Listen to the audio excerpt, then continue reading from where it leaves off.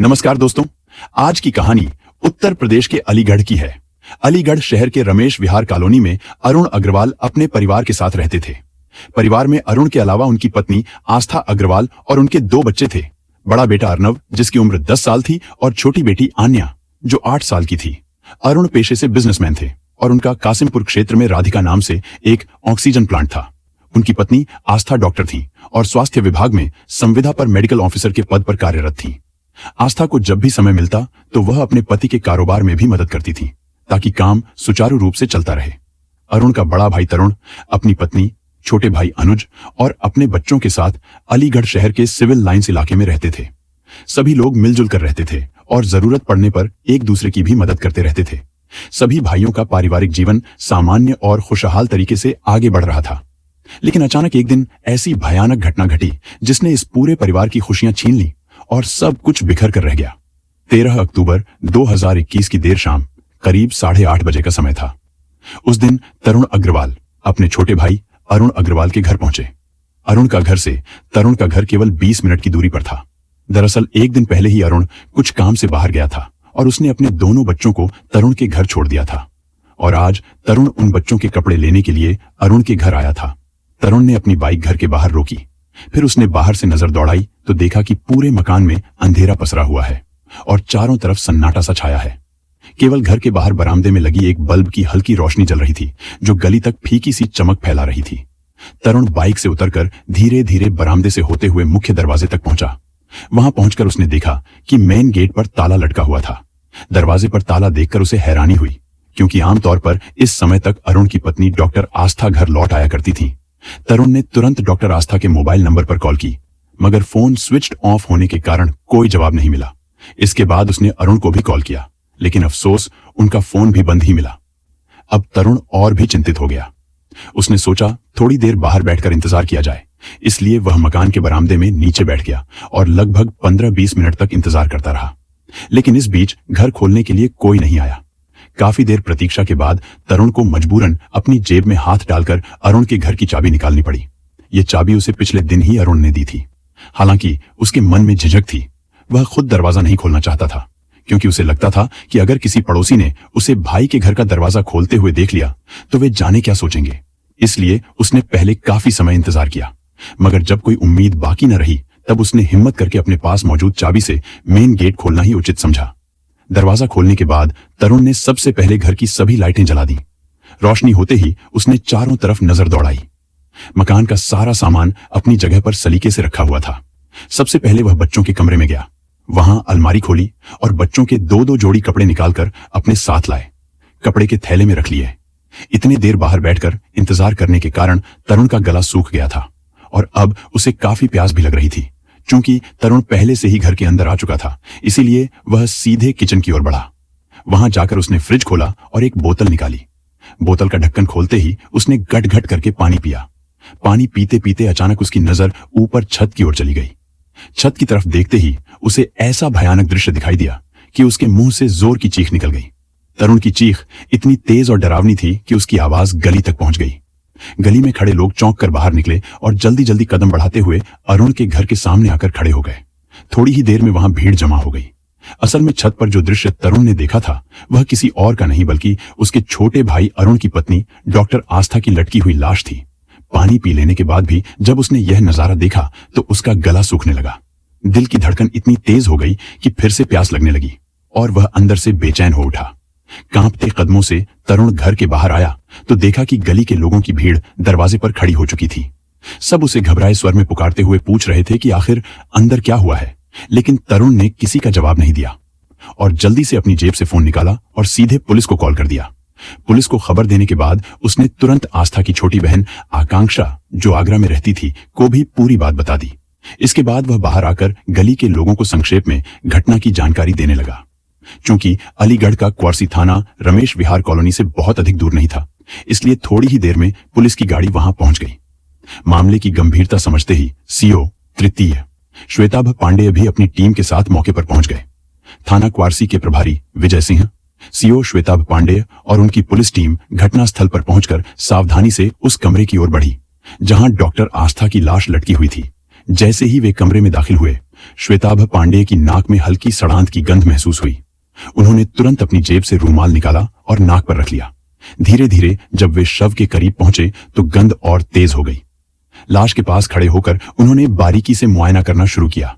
हालांकि पहले तो यह मामला आत्महत्या का ही प्रतीत हो रहा था, लेकिन जब श्वेताभ पांडेय की नजर एक खास निशान पर पड़ी तो उनके मन से आत्महत्या का शक पूरी तरह मिट गया और उन्हें मामला कुछ और ही समझ में आने लगा। उन्होंने गौर किया कि आस्था की नाक से खून निकलकर सूख चुका था।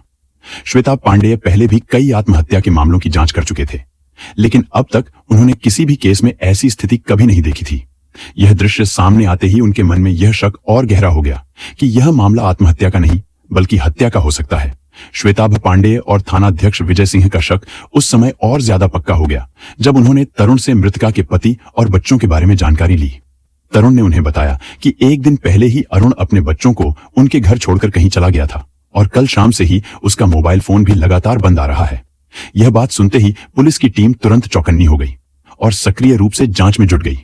तभी जब पुलिसकर्मी घटनास्थल पर सबूत जुटाने और आसपास की छानबीन कर रहे थे, उसी बीच आगरा से आस्था की छोटी बहन आकांक्षा भी अरुण के घर पहुंच गई। बहन की मौत की खबर सुनकर आकांक्षा गहरे सदमे में थी और आते ही उसने साफ साफ कह दिया कि यह कोई आत्महत्या नहीं बल्कि सीधी हत्या है।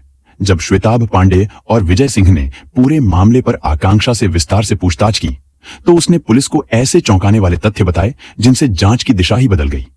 आकांक्षा ने पुलिस को बताया कि उसकी बहन डॉक्टर आस्था और उसके पति अरुण अग्रवाल के बीच पिछले कई सालों से आपसी झगड़े और तनाव चल रहे थे। उसने बताया कि अरुण बेवजह आस्था पर शक करता था कि वह किसी और आदमी के साथ संबंध बना रही है, जबकि असल में ऐसी कोई बात बिल्कुल नहीं थी। अरुण का यह बेकार का शक और शक के चलते आस्था पर नजर रखना आस्था को हर बार बुरा लगता था और इसी वजह से उनके बीच अक्सर कड़वी बहसें और झगड़े होते थे। कई बार तो अरुण गुस्से में आकर आस्था पर हाथ भी उठा देता था। अपनी बात रखते हुए आकांक्षा ने साफ तौर पर आस्था का पति अरुण अग्रवाल, अरुण का बड़ा भाई तरुण अग्रवाल, अरुण का छोटा भाई अनुज अग्रवाल और अरुण का करीबी दोस्त अर्पित अग्रवाल पर आस्था की हत्या का आरोप लगाते हुए पुलिस में लिखित शिकायत दर्ज करवाई। आकांक्षा ने यह भी कहा कि आस्था पर शक करने का काम सिर्फ अरुण ही नहीं करता था, बल्कि उसके परिवार के लोग और उसका दोस्त भी आस्था पर हर समय निगाह रखते थे। ये लोग झूठी बातें बनाकर आस्था को बदनाम करने और उसे परेशान करने का काम करते रहते थे। थानाध्यक्ष विजय सिंह ने आकांक्षा की शिकायत दर्ज करने और उसके बयान लेने के बाद आस्था के शव को पोस्टमार्टम के लिए भेज दिया। इसके बाद पुलिस ने इस पूरे मामले की गहराई से जांच शुरू कर दी, क्योंकि यह मामला चर्चित और हाई प्रोफाइल था। इस वजह से डॉक्टर आस्था के शव का पोस्टमार्टम बिना देर किए करवा दिया गया। 14 अक्टूबर की शाम को मेडिकल कॉलेज में 4 डॉक्टरों की टीम बनाई गई। इन चारों ने मिलकर वीडियोग्राफी कराते हुए और फोरेंसिक विशेषज्ञों की मौजूदगी में पूरी सावधानी के साथ पोस्टमार्टम की कार्रवाई पूरी की। जांच के दौरान स्पष्ट हो गया कि डॉक्टर आस्था की मौत सामान्य नहीं बल्कि गला दबाने की वजह से हुई थी। रिपोर्ट में साफ लिखा था कि उनकी हत्या की गई है। पोस्टमार्टम में यह भी सामने आया कि मरने से पहले उनके साथ हाथापाई हुई थी। उनके पैरों पर नीले निशान पाए गए और चेहरे गले पर भी खरोंचे व चोट के निशान थे। रिपोर्ट ने यह साबित कर दिया कि मौत का कारण स्ट्रैंगुलेशन यानी गला दबाना ही था। रिपोर्ट आने के बाद पुलिस की जांच की दिशा साफ होती दिखाई देने लगी। अब यह लगभग तय हो गया कि आत्महत्या का रूप देने के लिए आस्था के शव को फंदे से लटकाया गया था। सबूत मिलने के बाद पुलिस ने शक के घेरे में आए अरुण के बड़े भाई तरुण को बुलाकर पूछताछ शुरू की। पहले तो तरुण कुछ देर तक टालता रहा, लेकिन पुलिस की सख्ती और सवालों के सामने वह टिक नहीं सका। आखिरकार उसने खुद ही सब सच्चाई बयान कर दी। तरुण ने माना कि जब अरुण अपने दोनों बच्चों को उसके पास छोड़ने आया था, तभी उसने धीरे से आस्था की हत्या की बात उसे बता दी थी। इतना ही नहीं, उसने अपने घर की चाबियां भी तरुण को सौंप दी थी ताकि वह अगले दिन वहां जाकर हालात को आत्महत्या जैसा दिखा दे। हालांकि अरुण ने यह नहीं बताया था कि बच्चों को छोड़कर वह खुद कहां जाने वाला है। तरुण की यह स्वीकारोक्ति पुलिस के लिए बड़ी कामयाबी थी, इसीलिए उसे 14 अक्टूबर को गिरफ्तार कर लिया गया और अगले ही दिन 15 अक्टूबर को कोर्ट में पेश कर जेल भेज दिया गया। लेकिन पुलिस के लिए यह केवल शुरुआत थी, क्योंकि असली आरोपी अरुण अभी भी फरार था। तरुण इस मामले में सिर्फ मददगार साबित हुआ, जबकि मुख्य जिम्मेदार अरुण ही था। इसी बीच पुलिस ने पोस्टमार्टम रिपोर्ट और अपनी जांच से यह भी अंदाजा लगा लिया कि इस वारदात में अरुण अकेला शामिल नहीं हो सकता। शक जताया गया कि इसमें और लोगों की भी भूमिका रही होगी। इस वजह से सीओ श्वेताभ पांडेय ने तुरंत कई अलग अलग टीमों का गठन कर दिया। तकनीकी टीम की मदद से इलाके के सभी सीसीटीवी कैमरों की फुटेज खंगालनी शुरू की गई। कई घंटों तक रिकॉर्डिंग देखने के बाद आखिरकार पुलिस को एक अहम सुराग मिला। जिस दिन घटना हुई थी उसी दिन की फुटेज में अरुण के घर के सामने 3 संदिग्ध लोग घूमते और टहलते हुए दिखाई दिए थे। फुटेज में साफ देखा गया कि उन तीनों संदिग्धों के साथ अरुण भी मौजूद था और वह उनके साथ बातचीत करता हुआ दिखाई दिया। इस जानकारी के सामने आते ही पुलिस ने तुरंत एक्शन लेते हुए अरुण की तलाश और तेज कर दी। सीओ श्वेता पांडेय ने मामले को गंभीर मानते हुए मुख्य आरोपी अरुण अग्रवाल को पकड़ने के लिए अलीगढ़ में 2 स्वैट टीमों की तैनाती कर दी। एसआई संजीव कुमार और एसआई संदीप कुमार के नेतृत्व में बनी स्वाट टीमें पूरे जिले में अरुण को पकड़ने के लिए लगातार छापेमारी करने लगी, लेकिन अरुण को ढूंढने के पुलिस के सभी प्रयास नाकाम साबित हो रहे थे क्योंकि उसका मोबाइल फोन लगातार बंद मिल रहा था। कई दिनों की कोशिशों के बाद आखिरकार पुलिस को सफलता तब मिली जब 17 अक्टूबर की देर रात अचानक अरुण का मोबाइल फोन चालू हो गया। फोन ऑन होते ही पुलिस की टेक्निकल टीम ने तुरंत उसकी लोकेशन ट्रेस कर ली, जो अलीगढ़ के कासिमपुर इलाके की निकली। जांच करने पर सामने आया कि उसी क्षेत्र में अरुण का खुद का ऑक्सीजन प्लांट स्थित है। सूचना मिलते ही पुलिस की टीम तुरंत वहां रवाना हुई और 18 अक्टूबर की सुबह सुबह अरुण को उसकी फैक्ट्री से घेरकर गिरफ्तार कर लिया गया। गिरफ्तारी के बाद जब पुलिस ने उससे पूछताछ की तो आस्था की हत्या की जो वजह उसने बताई वह सबके लिए चौंकाने वाली थी। आखिर उसने अपनी पत्नी को क्यों मारा? इस सवाल का जवाब अतीत में छिपा था जो बेहद ही खौफनाक और दिल दहला देने वाली थी। तो चलिए इस कहानी को और विस्तार से जानते हैं। लगभग 13 साल पहले यानी 2007 में अरुण और आस्था की शादी हुई थी। यह रिश्ता अरेंज मैरिज नहीं बल्कि एक लव मैरिज थी। दोनों एक दूसरे को कॉलेज के समय से जानते थे। कॉलेज में हुई मुलाकात के बाद धीरे धीरे उनकी दोस्ती गहरी होती चली गई और यही दोस्ती आगे चलकर प्यार में बदल गई। कुछ समय बाद दोनों ने शादी करने का फैसला लिया और घर वालों की सहमति से शादी भी कर ली। शादी के समय दोनों परिवारों की तरफ से किसी भी तरह की आपत्ति नहीं जताई गई थी। अरुण एक संपन्न परिवार से था और विवाह के दौरान उसके घर वालों ने किसी तरह का दहेज नहीं मांगा। शादी के शुरुआती दिनों में अरुण और आस्था दोनों एक दूसरे से बेहद प्यार करते थे।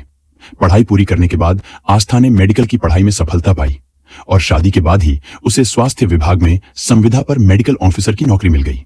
आस्था की इस सफलता से दोनों परिवार गर्व महसूस कर रहे थे। इसके बाद अरुण ने भी कासिमपुर में राधिका नाम से ऑक्सीजन प्लांट शुरू किया, जिसमें डॉक्टर आस्था ने हर कदम पर अपने पति का पूरा सहयोग दिया। धीरे धीरे समय बीता और आस्था 2 बच्चों की मां भी बनी। अरुण ने पुलिस की पूछताछ में बताया कि करीब 2 साल पहले जब सब कुछ बिल्कुल ठीक चल रहा था, तभी आस्था की जिंदगी में एक और व्यक्ति की एंट्री हुई। उस शख्स के आने के बाद से ही पति पत्नी के बीच की समझ और प्यार धीरे धीरे कम होने लगा और उनके रिश्ते में खटास आनी शुरू हो गई थी। अरुण ने कहा कि उस वक्त से आस्था का बर्ताव बदल गया था। वह अक्सर खोई खोई सी रहती थी। रात को देर तक उसी अनजान युवक से घंटों मोबाइल पर बातें किया करती थी। जब भी अरुण आस्था से पूछता कि वह किससे बात कर रही है तो आस्था हर बार यही कहकर टाल देती थी कि वह अपनी कॉलेज की सहेलियों से बातें कर रही है। धीरे धीरे आस्था की दिनचर्या भी बदलने लगी।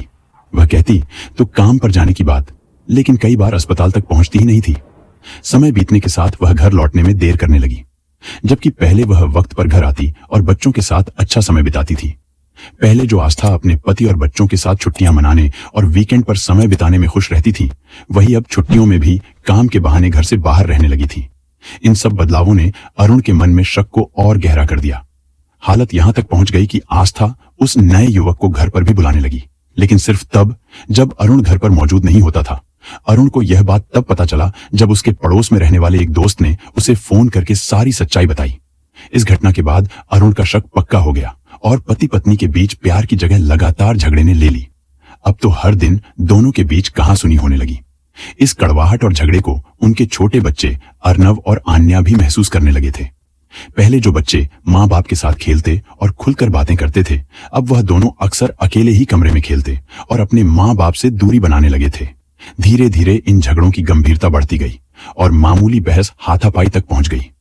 झगड़े के बाद अरुण ज्यादातर रात को घर न रुककर अपनी फैक्ट्री चला जाता और वहीं सोता था। यह उसका लगभग रोज का सिलसिला बन गया था।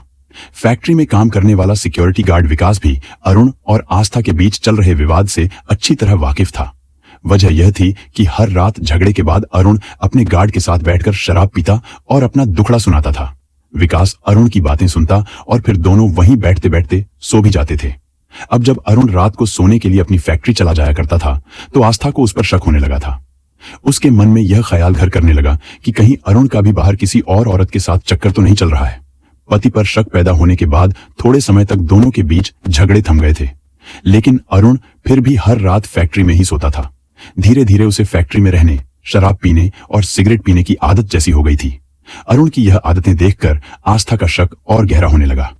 इसी बीच आस्था ने अरुण पर दबाव डालना शुरू किया कि वह अपनी पूरी संपत्ति अपने बच्चों और उसके नाम कर दे। उसे डर था कि अगर सचमुच अरुण का किसी और औरत से संबंध निकला तो कहीं वह उसे और बच्चों को घर से बाहर न निकाल दे। पर अरुण इस बात से खींच उठता था क्योंकि वह अपनी मेहनत की कमाई आस्था के नाम नहीं करना चाहता था। इन्हीं बातों को लेकर 28 सितंबर 2021 की रात को दोनों के बीच फिर से जोरदार झगड़ा हुआ। गुस्से में आकर अरुण ने आस्था को पीट दिया।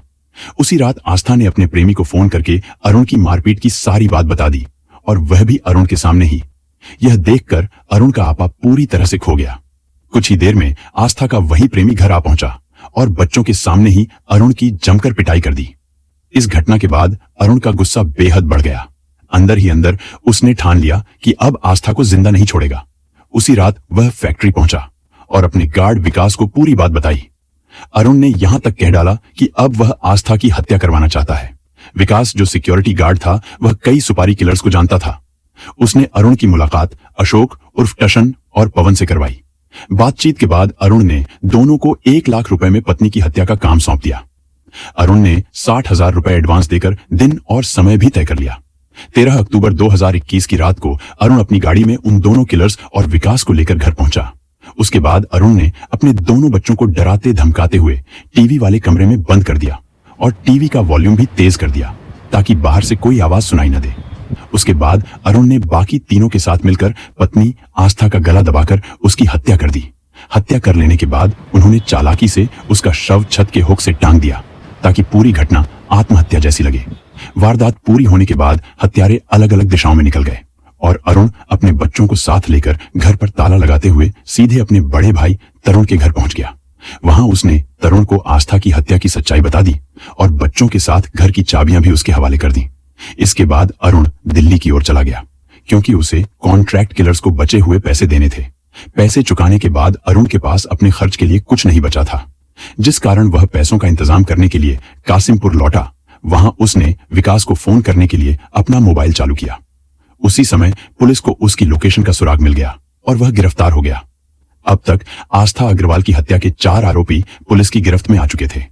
उस वक्त तक तरुण अग्रवाल, मुख्य आरोपी अरुण अग्रवाल, सिक्योरिटी गार्ड विकास और कॉन्ट्रैक्ट किलर पवन को गिरफ्तार कर लिया गया, लेकिन 5वां आरोपी अशोक उर्फ टशन उस वक्त पुलिस के हाथ नहीं लग सका।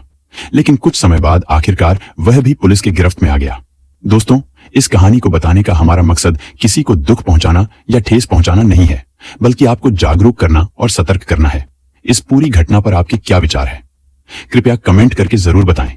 साथ ही कमेंट में यह भी लिखें कि आप किस शहर या गांव से यह वीडियो देख रहे हैं। अगर आपको हमारा यह प्रयास अच्छा लगा हो तो वीडियो को लाइक जरूर करें और दोस्तों के साथ शेयर करें ताकि अधिक से अधिक लोग इसे देख सकें।